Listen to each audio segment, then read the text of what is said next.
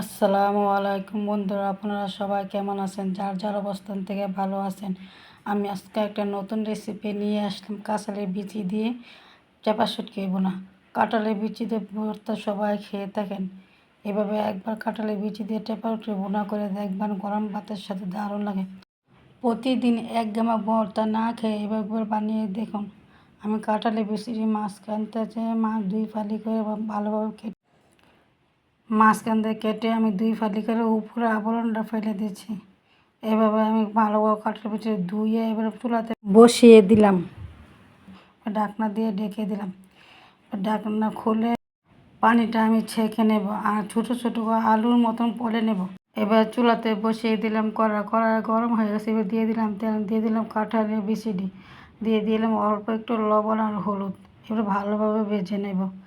যারা অলরেডি আমার চ্যানেলটা সাবস্ক্রাইব করেছে তাদের জন্য অসংখ্য ধন্যবাদ। আর যারা নতুন বন্ধুরা আছে এখনও চ্যানেলটি সাবস্ক্রাইব করে না, চ্যানেলটি সাবস্ক্রাইব করে দিয়ে পাশে থাকা বেল আইকন বাজিয়ে দেবে। পরবর্তী ভিডিও ছাড়ার সাথে আপনার কাছে নোটিফিকেশন পৌঁছে যাবে।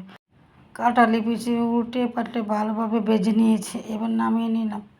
এবার অন্য একটা কড়া চুলাতে বসিয়ে দিলাম, দিয়ে দিলাম তেল, আর তেলটা গরম হয়ে যাবে দিয়ে দিলাম পেঁয়াজ কুচি ডিমে ভালোভাবে নেড়ে চেড়ে একটু ভেজে নেব। একটু ভাজা হয়ে গেছে, এবার দিয়ে দিলাম কাঁচামরিচ কুচি, কালো মরিচ দিয়ে আমি ভালোভাবে একটু নেড়ে চেড়ে ভেজে দেব। একটু ভাজা হয়ে গেলে দিয়ে দিলাম আদা রসুনের পেস্টটা আমি 1 মিনিট ভালোভাবে ভেজে নেব কাঁচা গন্ধ যাওয়ার জন্য। আমি উল্টে পাল্টে ভাজিয়ে নিলাম আদা রসুনটা। এবার দিয়ে দিলাম শুটকি দিয়ে আমি নেড়ে চেড়ে 2 মিনিট ভেজে নেব শুটকিটা কাঁচা গন্ধ চলে যাওয়ার জন্য। এবার দিয়ে দিলাম অল্প একটু পানিটা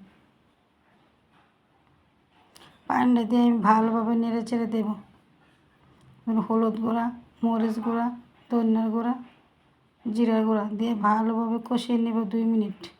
ভিডিওটি দেখতে দেখতে যারা এই পর্যন্ত চলে এসে একটা লাইক দিতে ভুলে গেছেন, একটা লাইক দিয়ে ভিডিওটা কন্টিনিউ ফুল ওয়াচ করে দিবেন। এবার মশলাটা কষে হয়ে গেছে, এবার কাঁটাগুলো বেছে নেব। কাঁটাগুলো বাছা হয়ে গেছে, এবার ভেজে রাখা কাঁঠালের বিচি দিয়ে দেব, দিয়ে আমি উল্টে পাল্টে নেড়ে নেব।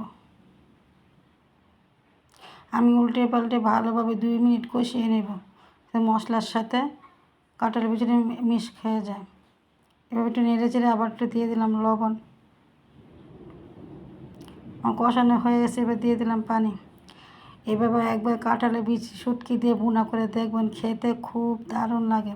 কাঁঠালের বিচি আপুরা ভাইরা অনেক পছন্দ করেন। প্রতিদিন একই ভর্তা না খেয়ে এভাবে একবার ভুনা করে দেখবেন, গরম ভাতে জাস্ট জমে যাবে। যারা যারা এইভাবে ভর্তা বানিয়ে খেয়েছেন তারা কমেন্টের মাধ্যমে জানাবেন, আর যারা না খান এভাবে একবার ট্রাই করে দেখবেন, খেতে কি ভালো লাগে। একবার খেলে বারবার খেতে চাইবেন, এভাবে রান্না করে দেখবেন।